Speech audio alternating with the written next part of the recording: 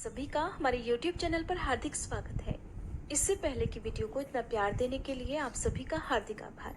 आज आप रसपान करेंगे कार्तिक मास महात्म्य के अध्याय 24 का और सुनेंगे भगवान श्री कृष्ण और एक नन्ही चिड़िया की कहानी। इंसान तो इंसान, नन्हे नन्हे बेजुबान जीव जंतु भी किस तरह से कान्हा जी पर विश्वास करते हैं, अगर आप ये जानना चाहते हो तो आज कार्तिक मास महात्म्य के बाद की इस कहानी को जरूर सुनिएगा। इससे पहले की वीडियो में आपने जाना था कि किस प्रकार से चातुर्मास का उद्यापन करना चाहिए और चातुर्मास के दौरान जिन जिन लोगों ने अपनी किसी प्रिय वस्तु का त्याग किया हो उसका प्रारंभ किस दिन से करना चाहिए। आज के अध्याय में आप जानेंगे कि मंदिर में और खासकर कार्तिक शुक्ल द्वादशी को ध्वजा फहराने से किस फल की प्राप्ति होती है। तो नैमिषारण्य क्षेत्र में स्थित 88,000 ऋषि मुनियों से श्री सूत जी ने आगे कहा, हे ऋषियों, कार्तिक शुक्ल द्वादशी को ध्वजारोपण करने से सभी पाप नष्ट हो जाते हैं। चारों वर्णों अर्थात ब्राह्मण, क्षत्रिय, वैश्य और शूद्र, इनमें से जो कोई भी भगवान के मंदिर में ध्वजा लगाता है वह ब्रह्मा जी और अन्य देवताओं द्वारा सम्मानित होकर विष्णु लोक को प्राप्त हो जाता है। इस बारे में जो कुछ भी नारद जी ने राजा पृथु से कहा वह कथा अब मैं तुम्हें सुनाता हूँ, ध्यान पूर्वक आप सभी सुनिए। देवर्षि नारद जी ने कहा था, हे राजन, इस संबंध में एक अत्यंत प्राचीन इतिहास सुनो। बहुत पहले सतयुग में सुमति नाम का एक चंद्रवंशी राजा था जो भगवान का परम भक्त था। सप्त द्वीपों में उसका शासन हुआ करता था। उसकी रानी सत्यवती भी ईश्वर भक्त और अत्यंत पतिव्रता थी। वह भगवान के सामने नृत्य करती, कार्तिक शुक्ल द्वादशी को भगवान के मंदिर में ध्वजारोपण किया करती और एक दिन विभांडक ऋषि वहां पधारे। राजा रानी ने उनका खूब आदर सत्कार किया।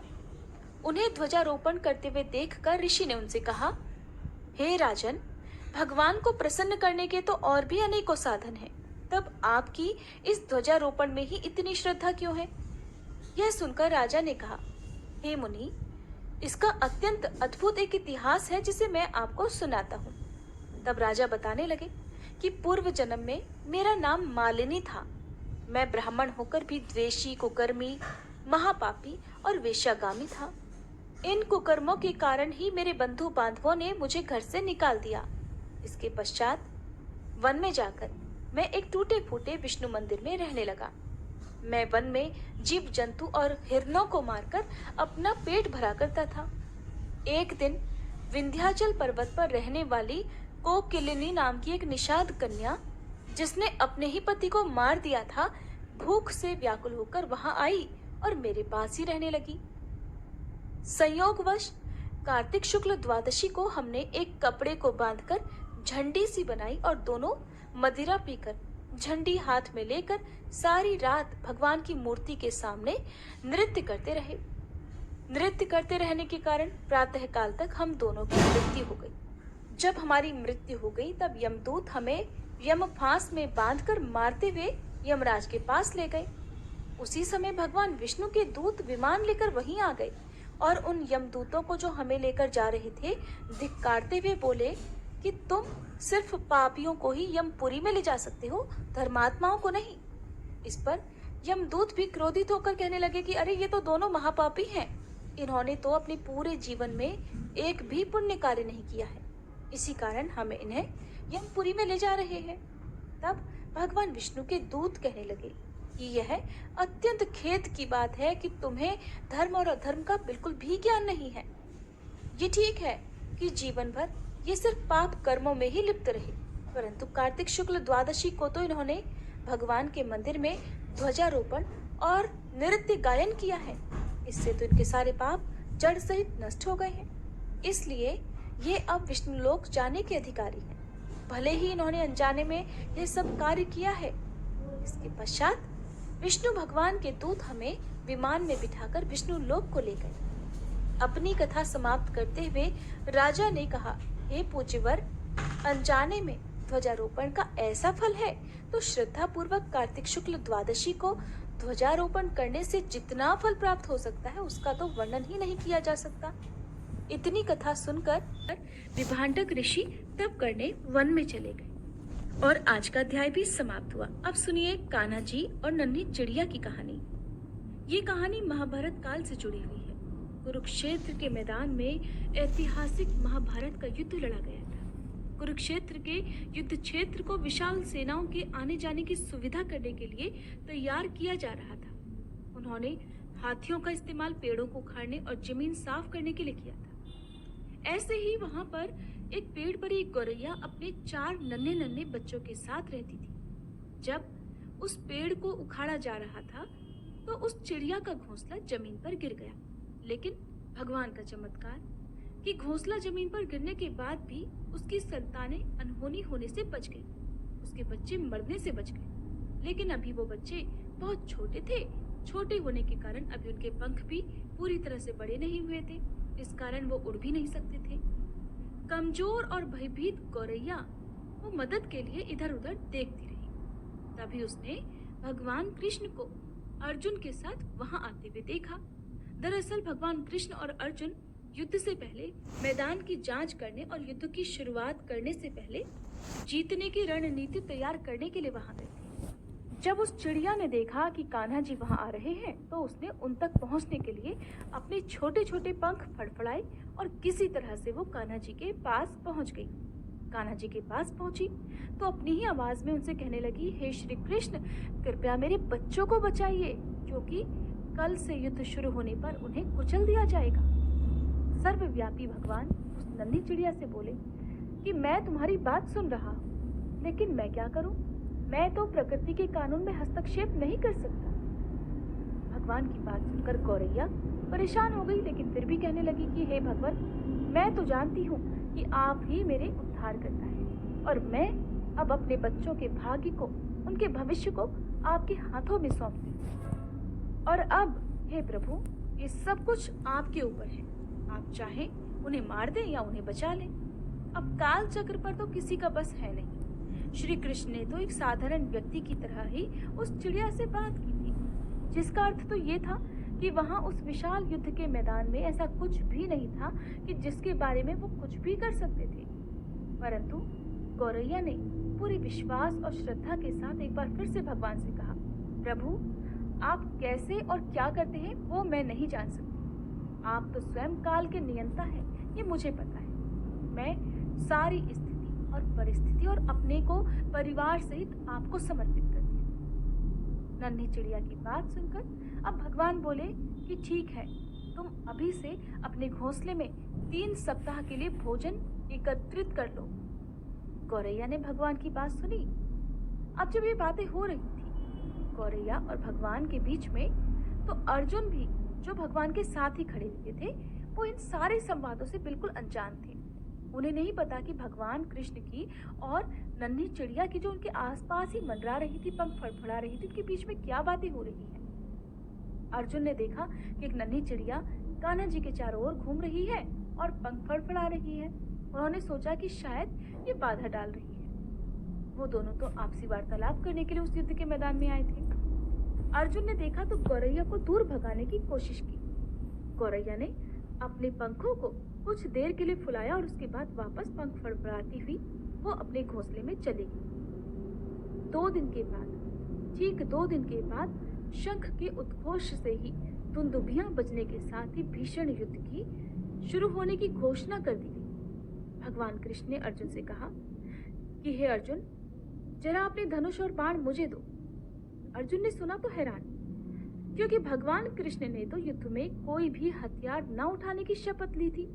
इसके अलावा अर्जुन का यह भी मानना था कि केवल वो ही, अर्थात अर्जुन ही सबसे अच्छे धनुर्धर हैं। तो अर्जुन ने जब देखा कि भगवान कृष्ण ही उसके धनुष और बाण मांग रहे हैं, तो उसने सोचा कि क्यों ना ये काम मैं ही कर लूं, जिसके लिए भगवान इतना कष्ट करने जा रहे हैं। तब अर्जुन ने श्री कृष्ण से कहा कि मुझे आज्ञा दे भगवान। अर्जुन ने पूरे विश्वास के साथ ये बात कही कि मेरे तीरों के लिए तो कुछ भी अभेद्य नहीं है, मेरा निशाना कभी चूक नहीं सकता। चुपचाप अर्जुन से धनुष लेकर भगवान श्री कृष्ण ने एक हाथी को निशाना बनाया। हाथी को मारने के लिए निशाना बनाया या कुछ और करने के लिए, अब आप जानिए। जब उन्होंने एक हाथी को निशाना बनाया, लेकिन ये क्या हुआ कि हाथी को मारकर नीचे गिराने के बजाय वो जो तीर कान्हा जी ने छोड़ा था वो हाथी के गले में जो घंटी बंधी हुई थी उससे जा टकराया और एक चिंगारी सी उड़ गई। सारे रहस्य और सभी बातों से अनजान अर्जुन ने जब ये देखा तो अपनी हंसी नहीं रोक पाए। सोचने लगे कि भगवान कृष्ण तो एक आसान सा निशाना भी चूक गए। कहने लगे, प्रभु क्या मैं प्रयास करूं? इस प्रकार अर्जुन ने स्वयं को प्रस्तुत कर दिया, किंतु भगवान कृष्ण ने उनकी इस प्रतिक्रिया को नजरअंदाज करते हुए उनका धनुष उन्हें वापस कर दिया और कहने लगे कि बस अब कुछ और करना जरूरी नहीं है। लेकिन अर्जुन ने जब देखा कि भगवान कृष्ण ने तो बिना किसी को मारे और बिना निशाना लगाए ही धनुष और बाण वापस कर दिया, तब उन्होंने पूछा कि हे केशव, फिर आपने हाथी को तीर क्यों मारा जिससे हाथी भी नहीं मरा? तब भगवान कृष्ण ने अर्जुन से कहा, क्योंकि इस हाथी ने उस गौरैया के एकमात्र घोंसले को, जो कि इसी पेड़ पर था, उसे गिरा दिया था। कौन सी गौरैया? अर्जुन ने बड़ा हैरान होकर पूछा। इसके अलावा हाथी तो बिल्कुल अभी तक स्वस्थ और जीवित है और केवल उसकी घंटी ही टूट कर गिरी है। अर्जुन के सवालों को नजरअंदाज करते हुए भगवान कृष्ण ने अर्जुन को केवल शंख बजाने का ही निर्देश दिया। शंख बजते ही युद्ध शुरू हो गया और अगले 18 दिनों में कई जाने गई। बड़ा ही भयानक दृश्य था। इस प्रकार से अंत में पांडवों की जीत हुई। तो एक बार फिर भगवान श्री कृष्ण अर्जुन को अपने साथ उसी युद्ध के मैदान में भ्रमण करने के लिए ले गए। कई शव अभी भी वहां पर हैं, जो उनके अंतिम संस्कार का इंतजार कर रहे हैं। युद्ध का वह मैदान गंभीर अंगों और सिर, बेजान सीढ़ियों और हाथियों से अटा पड़ा था। चारों तरफ लाशों के ढेर थे। खून से युद्ध के मैदान की मिट्टी भी लाल हो गई थी। तब भगवान कृष्ण एक निश्चित स्थान पर गए और वहीं पर रुक गए। एक घंटी जो कि हाथी पर बांधी जाती थी, उसे देखकर वो सोचने लगे। फिर कुछ सोचकर उन्होंने अर्जुन से कहा, पार्थ, क्या आप मेरे लिए ये घंटी उठाएंगे और इसे एक तरफ रख देंगे? निर्देश तो बिल्कुल सरल था। भगवान कृष्ण ने बिल्कुल सीधे शब्दों में ही अर्जुन को केवल घंटी उठाने के लिए कहा था, लेकिन अर्जुन को ये बात समझ में नहीं आई कि घंटी उठाने के लिए भगवान कृष्ण ने अर्जुन से ही क्यों कहा। आखिरकार इस विशाल मैदान में, जहाँ पर बहुत सारी चीजों को साफ करने की आवश्यकता थी, भगवान ने तो एक धातु के टुकड़े को ही रास्ते से हटाने के लिए क्यों कहा? अब अर्जुन के मन में बहुत सारे प्रश्न आ गए। उन्हीं प्रश्नवाचक दृष्टि से अर्जुन ने भगवान की ओर देखा तो भगवान ने अर्जुन के प्रश्नों को समझ लिया और कहने लगे, हाँ, यही घंटी। भगवान कृष्ण ने दोहराया, ये वही घंटी है पार्थ, जो हाथी की गर्दन पर पड़ी हुई थी और जिस पर युद्ध प्रारंभ होने से पहले एक दिन मैंने तीर मारा था। अब अर्जुन बिना किसी और सवाल के उस भारी घंटी को उठाने के लिए जैसे ही नीचे झुके और उन्होंने उस घंटी को उठाया, तो उनकी तो मानो दुनिया ही हमेशा के लिए बदल गई हो। 1, 2, 3, 4 और 5, 4 युवा पक्षियों के बाद एक मादा गौरैया उस घंटी के नीचे से निकले। पूरा चिड़िया का परिवार बाहर निकलकर माँ और छोटे छोटे चिड़िया के बच्चे, जो अब युवा हो गए थे, वो भगवान कृष्ण के इर्द गिर्द मंडराने लगे और बड़े आनंद से उनकी परिक्रमा करने लगे। 18 दिन पहले काटी गई हाथी के गले की एक घंटी ने पूरे चिड़िया के परिवार की रक्षा की थी। सारा दृश्य देखकर अर्जुन को सब कुछ समझ में आ गया। अर्जुन ने भगवान कृष्ण से कहा, मुझे क्षमा कर दीजिए हे मधुसूदन। आपको मानव शरीर में देखकर, उस सामान्य मनुष्यों की तरह व्यवहार करते हुए देखकर मैं भूल ही गया था कि आप वास्तव में कौन हैं। और इसके उत्तर में भगवान कृष्ण सिर्फ मंद मंद मुस्कुराते ही रहे थे। तो देखा आपने, भगवान न केवल मनुष्यों की बल्कि सभी जीव जंतुओं की, सभी प्राणियों की रक्षा करते हैं, उनके विश्वास की रक्षा करते हैं।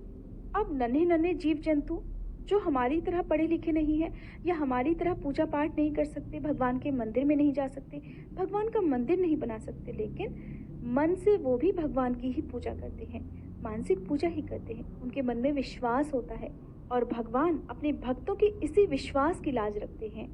तो आपको ये कहानी कैसी लगी, मुझे कमेंट करके जरूर बताइएगा।